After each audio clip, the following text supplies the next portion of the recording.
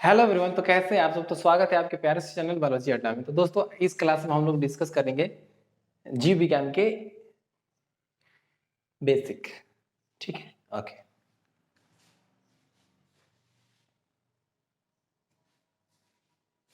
Hello everyone. तो कैसे हैं आप सब? तो स्वागत है आपके प्यारे से चैनल बायोलॉजी अड्डा में। तो दोस्तों यहाँ पे हम लोग डिस्कस करेंगे जीव विज्ञान के बेसिक। और हाँ दोस्तों, हम आपको बता दें यहाँ पे कि जीव विज्ञान के हम लोग पूरे कंसेप्ट को डिस्कस करेंगे। आपके हर एक चैप्टर को यहाँ पे डिस्कस किया जाएगा, जो कि सभी प्रकार के जनरल जो एग्जाम्स होते हैं उसमें पूछे जाते हैं। तो यहीं से प्रश्न पूछे जाएंगे, चाहे वो आपका बीपीएससी हो, चाहे वो आपका एसएससी हो, चाहे वो आपका रेलवे हो, चाहे आईएएस पीसीएस का एग्जाम हो। अगर बायोलॉजी से प्रश्न पूछे जाते हैं तो दोस्तों यहाँ पे हम आपको कंप्लीट जनरल साइंस यानी का जो बायोलॉजी वाला पोर्शन है उसको हम डिस्कस करा देंगे, ताकि आपका एक भी प्रश्न छूटेगा नहीं। और हाँ दोस्तों, वो हम आपको एकदम पूरी तरह लेवल का पढ़ाएंगे, आपको समझ में आ जाएगी हाँ कि हमने जनरल साइंस पढ़ा है। तो चलिए हम लोग डिस्कस करते हैं कि जीव विज्ञान होता क्या है। ठीक है दोस्तों, अगर आपको पता है जीव विज्ञान होता क्या है तो आप कमेंट बॉक्स में इसका डेफिनेशन जरूर कमेंट कर दीजिएगा। चलिए यहाँ पे हम बात करते हैं जीव विज्ञान की कि आखिर ये जीव विज्ञान होता क्या है। तो देखिए दोस्तों, जीव विज्ञान को इंग्लिश में हम लोग बायोलॉजी कहते हैं। क्या कहते हैं? बायोलॉजी कहते हैं। अब देखिए यहाँ पे बहुत ही सिंपल सी बात है, आप इस बात को समझने का प्रयास कीजिएगा। बायोलॉजी, बायोलॉजी को आप चाहें तो दो हिस्सों में तोड़ सकते हैं। एक होता है बायोस और दूसरा होता है लोगोस। तो दोस्तों देखिएगा, हमने बायोलॉजी को क्या किया है, दो हिस्सों में तोड़ा है। एक बायोस है और दूसरा लोगोस है। अब देखिए, बायोस का मतलब होता है हमारा लिविंग। बायोस का मतलब क्या होता है दोस्तों? लिविंग यानी कि सजीव। ठीक है, ओके। लोगोस का मतलब होता है टू स्टडी। टू स्टडी कहने का मतलब होता है अध्ययन। अध्ययन। तो दोस्तों देखिएगा, इन दोनों वर्ड को मिला करके बायोलॉजी बना है। अब यहाँ पे एक बात पूछी जाए आपसे कि बताइए ये जो दोनों टर्म है ये कौन से शब्द हैं? तो ध्यान देंगे दोस्तों, ये जो दोनों टर्म हैं आपको ये जो दिख रहे हैं ये सभी की सभी ग्रीक वर्ड है। क्या है? ग्रीक वर्ड्स है। याद रखिएगा, बहुत ही इंपॉर्टेंट है कि आपसे पूछी जाएगी कि बताइए जीव विज्ञान शब्द की उत्पत्ति किस शब्द से हुई है। तो दोस्तों आप याद रखिएगा, जीव विज्ञान शब्द की जो उत्पत्ति हुई है वो दो ग्रीक वर्ड से हुई है, एक है बायोस और दूसरा लोगोस। तो यहाँ पर दोस्तों अगर हम जीव विज्ञान के डेफिनेशन की बात करें तो बहुत ही आसान से इसका डेफिनेशन हो जाएगा, यानी कि परिभाषा हो जाएगी। क्या हो जाएगी?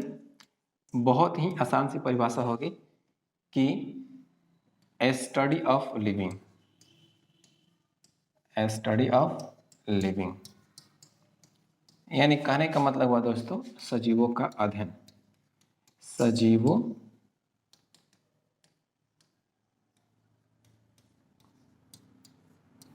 सजीवों का अध्ययन। सजीवों का अध्ययन क्या कहलाता है? तो सजीवों का जो अध्ययन होता है इसे हम लोग बायोलॉजी कहते हैं। क्या कहते हैं दोस्तों? बायोलॉजी कहते हैं। ठीक है, अब यहां पर एक बात हम आपको बता दें कि ये जो बायोलॉजी है, क्या दोस्तों बायोलॉजी है, इसके जनक कौन है और ये जो बायोलॉजी शब्द है इसको दिया किसने था? तो याद रखिएगा, यहाँ पे हम बात करते हैं फादर की बात करते हैं। तो देखिएगा, फादर यानी कि जीव विज्ञान के जो फादर हैं, जनक हैं, वो है अरस्तु। कौन है? अरस्तु, जिन्हें इंग्लिश में हम लोग एरिस्टोटल के नाम से जानते हैं। फादर कौन है? अरस्तु। और यहाँ पे जो बात आ रही है कि जीव विज्ञान शब्द किसने दिया था, तो देखिएगा जीव विज्ञान शब्द यानी कि बायोलॉजी टर्म,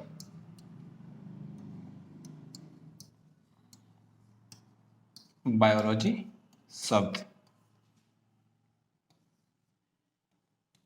जी ट्रेवियनस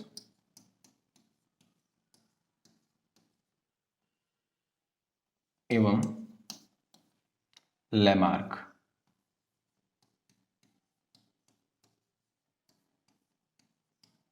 ने दिया था। जी ट्रेवियनस और लेमार्क ने दिया था। ठीक है जी, लेमार्क ने दिया था। और कब दिया था तो याद रखिएगा 1802 ईस्वी में। यानी कि 1802 ईस्वी में दो साइंटिस्ट जी ट्रेविरनस और लेमार्क ने क्या किया था, तो बायोलॉजी शब्द को इन्होंने मिलकर के दिया था। तो दोस्तों हमने यहाँ पे यह भी बता दिया कि इसका जनक कौन है और बायोलॉजी शब्द का उत्पत्ति किससे हुई है और बायोलॉजी शब्द किसने दिया था। ठीक है, आई होप कि यहाँ तक आपको कोई दिक्कत नहीं होगी।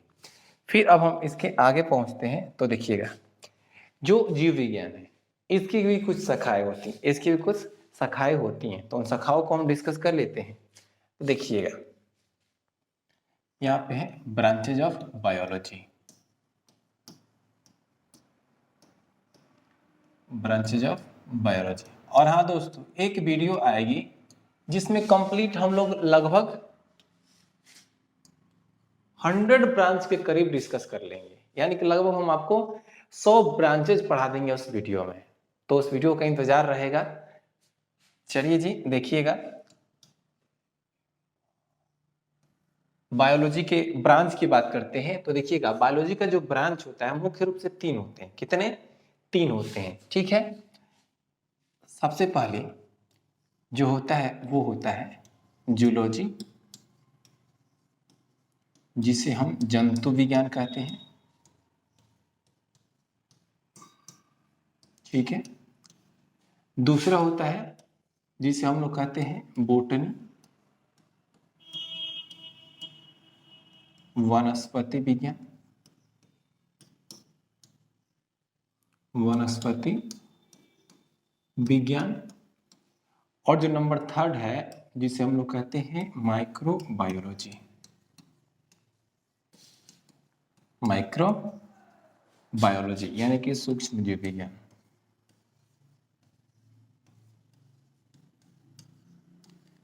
सूक्ष्म जीव विज्ञान, ठीक है, माइक्रोबायोलॉजी।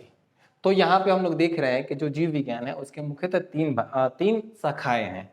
एक है जूलॉजी, दूसरा है बोटनी, तीसरा है माइक्रोबायोलॉजी। अब यहाँ पे बात रहा कि ये जूलॉजी में हम किसका अध्ययन करेंगे। तो बहुत ही सिंपल सी बात है, याद रखिएगा, जूलॉजी में हम लोग अध्ययन करते हैं एनिमल्स का। एनिमल्स का अध्ययन करेंगे। किसका अध्ययन करेंगे? एनिमल्स का। अब यहाँ पे एक बात आती है बहुत ही खास कि ये जो जूलॉजी है इसके जनक कौन है, इसके जनक कौन है, यानी कि फादर कौन है। तो याद रखेंगे दोस्तों, यहाँ पे इसके जो फादर हैं वो कौन है, तो फादर का नाम है एरिस्टोटल। यानी कि एक बात तो यहाँ पे आपको याद रख लेनी है कि जो जनक जीव विज्ञान के हैं वही जनक जूलॉजी के भी होते हैं। चलिए फिर यहाँ पे अब बात आ जाती है वनस्पति विज्ञान। तो वनस्पति विज्ञान में हम किसका अध्ययन करते हैं? तो वनस्पति विज्ञान में हम अध्ययन करते हैं पादपों का। किसका? पादपों का अध्ययन करते हैं। पादपों का कहने का मतलब पौधों का। ठीक है, अब यहाँ पे पादपों का अध्ययन कर ले। ठीक है, फिर यहाँ पे एक बात आ गई कि इसके जनक कौन है, इसके जनक कौन है। तो बहुत ही सिंपल सी बात है बच्चों, इसके जो जनक हैं उनका नाम है थियोफ्रेस्टस। थियोफ्रेस्टस,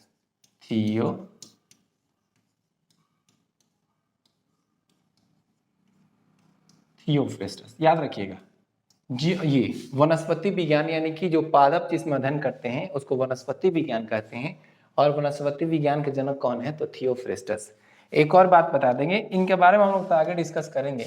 फिलहाल एक बात जान लीजिए, जो थियोफ्रेस्टस हैं अरस्तु के शिष्य थे।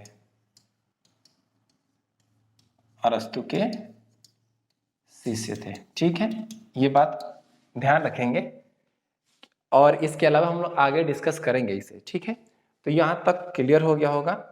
अब देखिए, अब यहां पर जो सबसे एक महत्वपूर्ण बात थी वो माइक्रोबायोलॉजी का। देखिएगा, माइक्रोबायोलॉजी। अब यहां पे अगर हम माइक्रोबायोलॉजी की बात करेंगे तो देखिएगा, माइक्रोबायोलॉजी क्या? सूक्ष्म जीव विज्ञान सिंपल सी बात है। इसमें हम किसका अध्ययन करेंगे? तो इसमें हम लोग अध्ययन करेंगे सूक्ष्म जीवों का। सूक्ष्म जीवों का अध्ययन होता है। किसका अध्ययन होगा? तो इसमें हम लोग सूक्ष्म जीवों का अध्ययन करेंगे। अब इसके फादर कौन है? बहुत ही आसान से शब्दों में आप जानिए। इसके जो फादर हैं कौन है? वो है लुई पाश्चर। लुई पाश्चर यानी कि जो माइक्रोबायोलॉजी है उसके फादर कौन है? Louis Pasteur. तो दोस्तों हमने यहाँ पे देखा कि जीव विज्ञान के कौन कौन से मुख्य प्रशाखाएं हैं। तो हमने देखा कि जूलॉजी होता है, बॉटनी होता है और माइक्रोबायोलॉजी होता है। तो इसको हमने यहाँ पर डिस्कस कर लिया। ठीक है, चलिए अब हम आगे डिस्कस करते हैं, जिसमें हम बात करेंगे सबसे पहले अरस्तु साहब के बारे में। ये अरस्तु साहब कौन है, इनका जन्म कब हुआ, इनकी कौन से पुस्तकें हैं, ये सब बहुत इंपॉर्टेंट है, एग्जाम में पूछी जा सकती है, खास करके इनके पुस्तकों के बारे में पूछा जाता है। ठीक है, चलिए एक बात ध्यान रखिए। सबसे पहले हम बात करते हैं अरस्तु साहब का कि ये अरस्तु साहब कौन है। तो देखिएगा, ये जो अरस्तु साहब हैं इन्हें हम क्या कहते हैं? इन्हें जीव विज्ञान का जनक कहते हैं। क्या कहते हैं?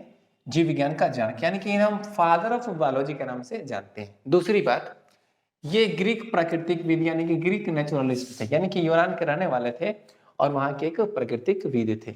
दूसरी बात, ठीक है, इनका अगर हम जन्म की बात करेंगे तो इनका जन्म हुआ था 384 बीसी में और मृत्यु हो गई थी 322 बीसी में। एक बात ध्यान रखेंगे, अब आपको कंफ्यूज नहीं होना है कि सर जन्म हुआ 384 में और मृत्यु हो गई 322 में, सर कैसे?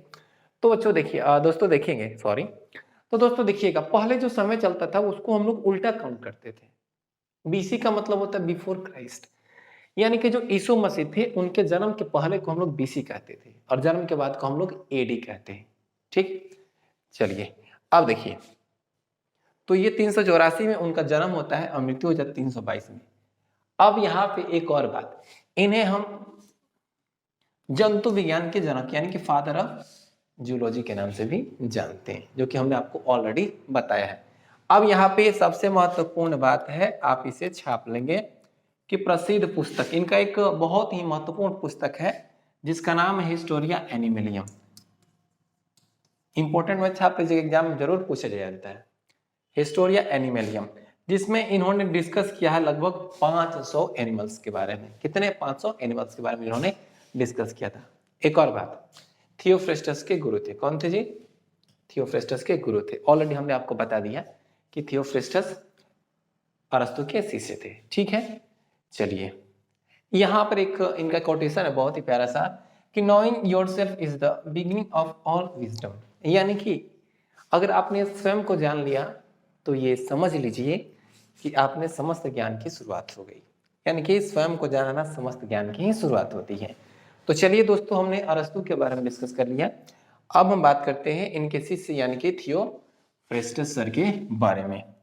अब ये थियोफ्रेस्टस आप क्या हैं? तो देखिए, इन्हें हम फादर ऑफ बॉटनी के नाम से जानते हैं, आपको भी पता है। ठीक है, चलिए फिर यहाँ पे ये भी क्या है, ये ग्रीक बोटनिस्ट थे और अरस्तु साहब ग्रीक नेचुरलिस्ट थे, जूलॉजिस्ट थे। इनका जन्म 370 बीसी में हुई थी और मृत्यु 285 बीसी में हो गई थी। अब यहाँ पे सबसे खास इनके भी पुस्तक है जिसका नाम है हिस्टोरिया प्लांटेरम। यानी कि एक बात बताएंगे, अगर गुरु जी क्या है, अगर गुरु कहा जाता है ना, कहावत कहा जाता है कि जिसका गुरु क्या होता है, महान होता है, उसके शिष्य भी महान हो जाते हैं, जो कि साबित करके दिखाया है ये थियोफ्रेस्टस साहब ने। क्योंकि इनके गुरु क्या थे? अरस्तु साहब, वो तो महान थे, उनको जीव विज्ञान का जनक कहा जाता है। तो इन्होंने भी अपनी पुस्तक लिखी थी हिस्टोरिया प्लांटेरम। और हाँ जी, इसमें इन्होंने भी कितने पौधों को डिस्कस किया? तो 500 प्लांट्स, यानी 500 प्लांट्स की जातियों को, न कि 500 पौधे को।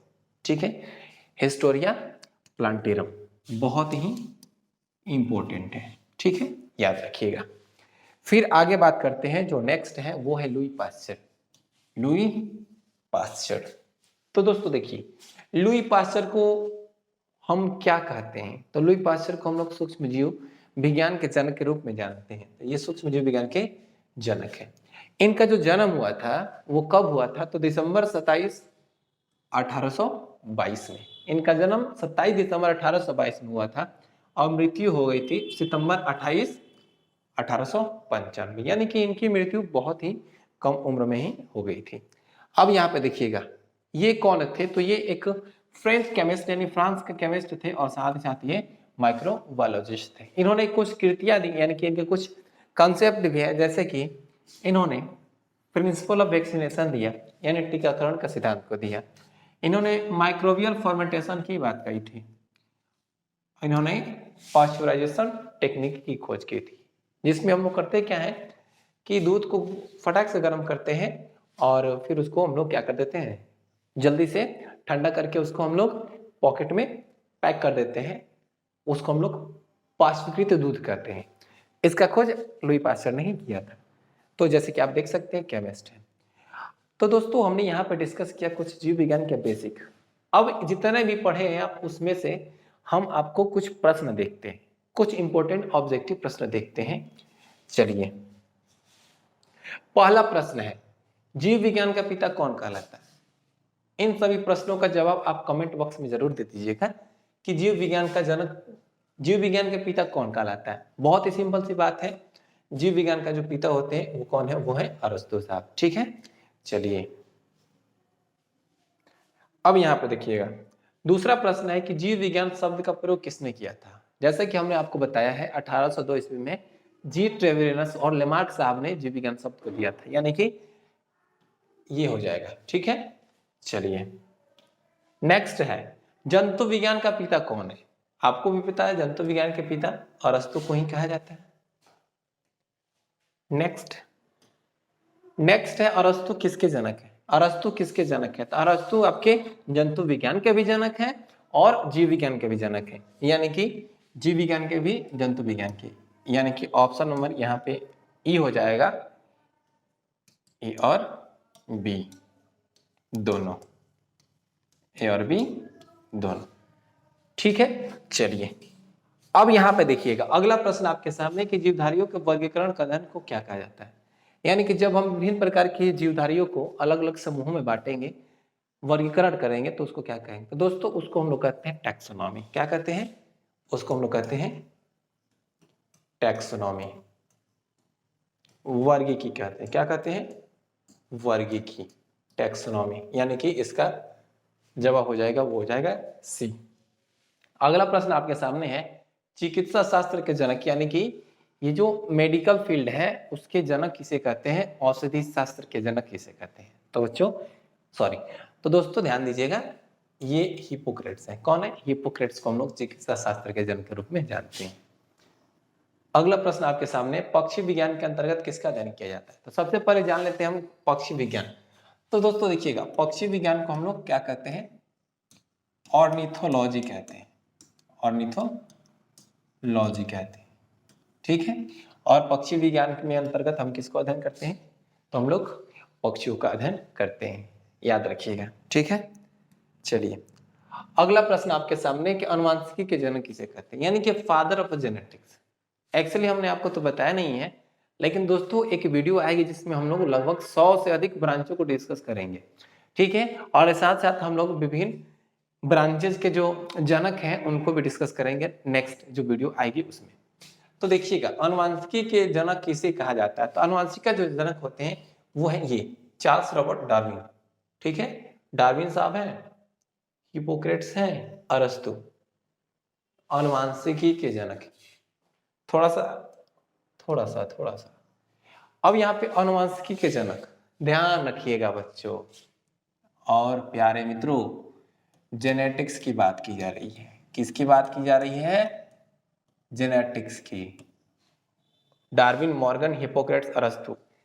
एक बात ध्यान रखिएगा, इसमें ऑप्शन ही नहीं है, एक ऑप्शन ऐड कर देते हैं, मेंडल। ठीक है, तो याद रखिएगा जो अनुवांशिकी है उसके अनुवांशिकी का जो फादर है वो है ग्रेगर जॉन मेंडल, यानी कि मेंडल ने सबसे पहले अनुवांशिकी का जिक्र किया था। ठीक है, चलिए अगला प्रश्न आपके सामने, कीट पतंगों के अध्ययन को क्या कहते हैं? कीट पतंगों के अध्ययन को क्या कहते हैं? क्या इसे हम लोग एनाटॉमी कहते हैं? तो एनाटॉमी बिल्कुल नहीं होगा, जेनेटिक्स बिल्कुल नहीं होगा, टैक्सोनॉमी तो होगा नहीं, तो क्या हो जाएगा? वो हो जाएगा एंटोमोलॉजी। क्या हो जाएगा? वो हो जाएगा एंटोमोलॉजी।